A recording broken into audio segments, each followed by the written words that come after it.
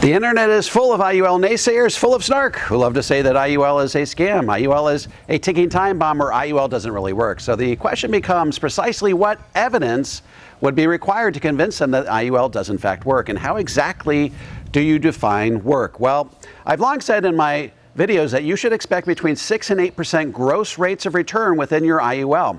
Today we'll be seeing how a couple of different companies stacked up against that expectation. Well, the last 15 to 20 years has actually been an ideal laboratory within which to test whether IUL really does work. Here's why I say that. Over the last 15 years, we've seen catastrophic market declines like in 2008 and 2022, but more importantly, we've seen massive fluctuations in interest rates. In fact, interest rates were near zero for a protracted period of time. This is significant because interest rates are what determines how much money insurance companies can allocate towards their options budget. And their option budget is what determines their caps and participation rates.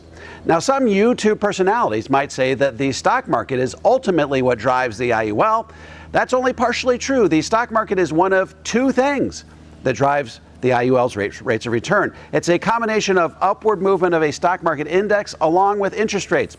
But if you had to pick one of those variables that weighs more than the others, you'd have to say interest rates. The stock market is always going to go up and down, but it's the interest rates that determine the extent to which you participate in its upward movement. To recap, over the last 15 to 20 years, we've seen market highs and lows, and we've seen wildly fluctuating interest rates. And like I said, it's been the perfect laboratory within which to gauge how effective IULs are at accomplishing their stated objective, namely giving you exposure to the upward movement of a stock market index while protecting you against market loss. Today, I'm going to show you 3 different real-world results from 3 different companies and let you be the judge of how well these IULs really fared over the stated time period. As a reminder, I don't mention specific companies on my channel, so for today's video, I'm simply going to refer to these companies as A, B, and C. The first example is from a company whose IULs date back to 2006. You'll notice that this particular generation of IUL was illustrated at 8%, and here we are nearly 17 years later through all the vicissitudes of the markets and interest rates, and it still managed to keep pace with that original projection. In other words, the maximum illustrated rate was 8%, and it delivered roughly 8%. I'd say this IUL really worked. The second set of historical returns comes from Company B. This graphic shows every average rate of return from every generation of IULs since that same year, 2006. So it's not giving you just one data point, it's giving you 14 different data points on 14 different generations of IUL policies. They then averaged every single one of those policies' track records together and showed a return of just over 7%. This is well within the 6 to 8% range that I'm constantly citing. With the last company, we'll call them Company C, I'm going to be showing you an actual policy that goes all the way back to September of 2009. So once again, we've endured the ups and downs in the market and historically low levels of interest rates.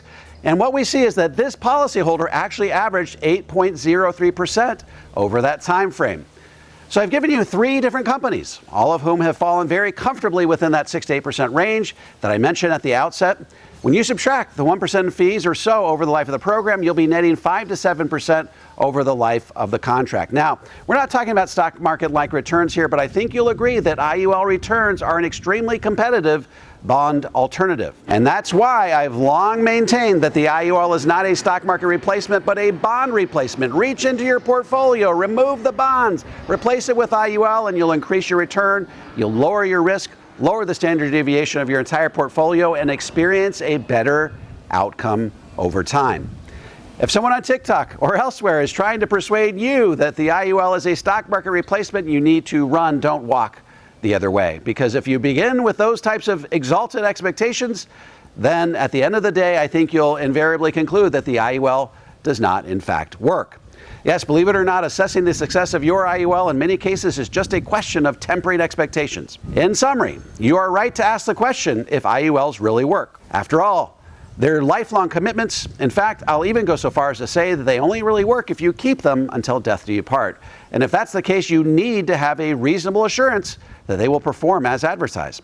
And as I've stated, if you can get 5 to 7% net of fees over the life of the program, then it will accomplish everything you need it to do, namely give you a death benefit that doubles as long-term care, as well as the ability to grow tax-free wealth safely and productively so that you can access it at a period in your life when tax rates are likely to be dramatically higher than they are today. If you want to learn how to incorporate an IUL that really works into a balanced, comprehensive approach to tax-free retirement, be sure to check out my tax-free toolkit. You can download it for free at taxfreetoolkit.com. If you're a financial professional and want to learn how to become a certified Power Zero advisor, head over to powerzero.com and opt into my free 3-part video series. By the way, if you have any comments or questions, feel free to drop them into the comments section below. I respond to every single one of them personally. And don't forget to click like, subscribe, and the bell so you never miss a video. This is David McKnight. I look forward to seeing you on the next video.